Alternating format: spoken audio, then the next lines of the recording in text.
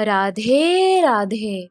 मेरा नाम है निकिता शर्मा और आप सभी का स्वागत है श्रीमद् भागवत गीता की इस श्रृंखला में।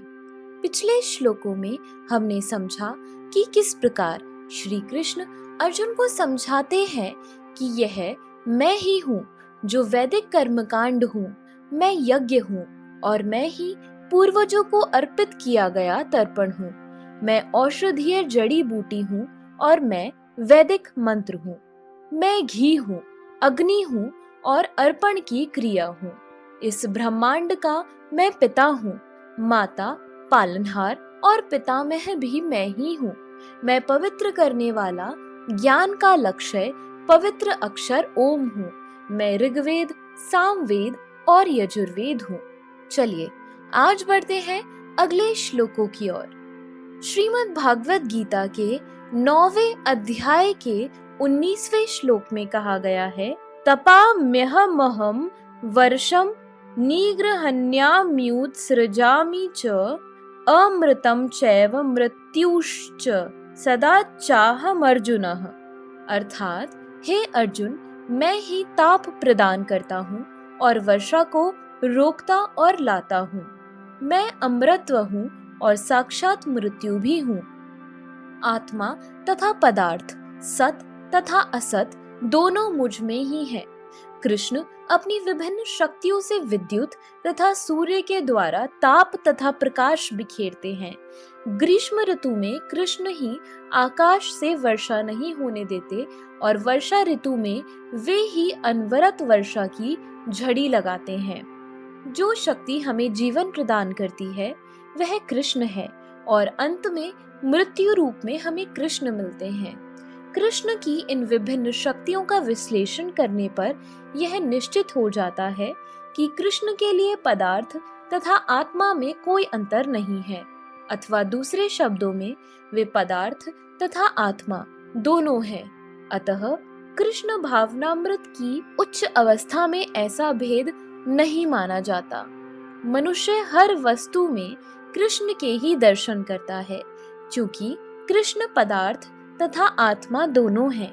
अतः समस्त भौतिक प्राकट्यों से युक्त यह विराट विश्व रूप भी कृष्ण है एवं वृंदावन में जो दो भुजा वाले वंशी वादन करते श्याम सुंदर रूप में उनकी लीलाएं उनके भगवान रूप की होती हैं। 20वें श्लोक में कहा गया है, त्रैविद्या माम सोमपाः पूत पापा यज्ञेरिष्टद्वा स्वर्गतिं प्रार्थयन्ते ते पुण्यमया साध्य सुरेंद्रलोक मनशन्ति दिव्यां दिवि देवभोगान।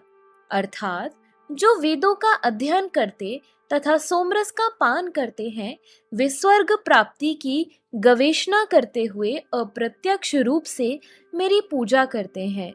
वे पाप कर्मों से शुद्ध होकर इंद्र के पवित्र स्वर्गिक धाम में जन्म लेते हैं, जहाँ वे देवताओं का सा आनंद भोगते हैं। त्रैविद्या शब्द 3 वेदों साम, यजुः तथा ऋग्वेद का सूचक है। जिन ब्राह्मण ने इन तीनों वेदों का अध्ययन किया है वह त्रिवेदी कहलाता है।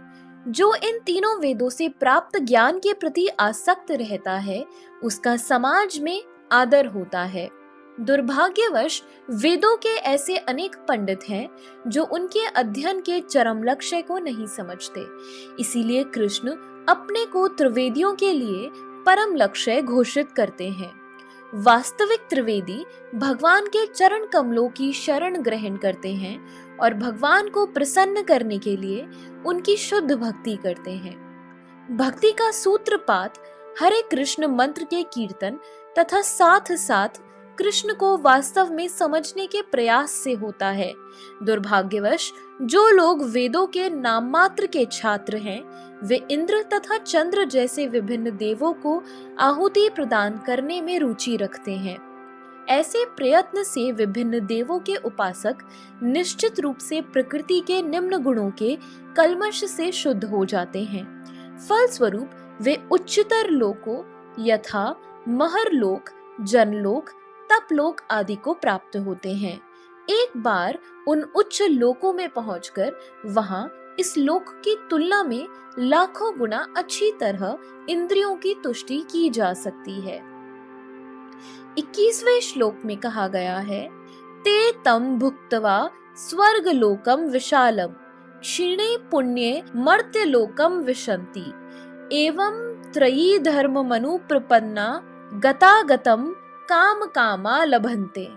अर्थात इस प्रकार जब वे यानी उपासक विस्तृत स्वर्गिक इंद्रिय सुख को भोग लेते हैं और उनके पुण्य कर्मों के फल क्षीण हो जाते हैं तो वे इस मृत्यु लोक में पुनः लौट आते हैं। इस प्रकार जो तीनों वेदों के सिद्धांतों में दृढ़ रहकर इंद्रिय सुख की गवेषणा करते हैं उन्हें जन्म मृत्यु का चक्र ही मिल पाता है।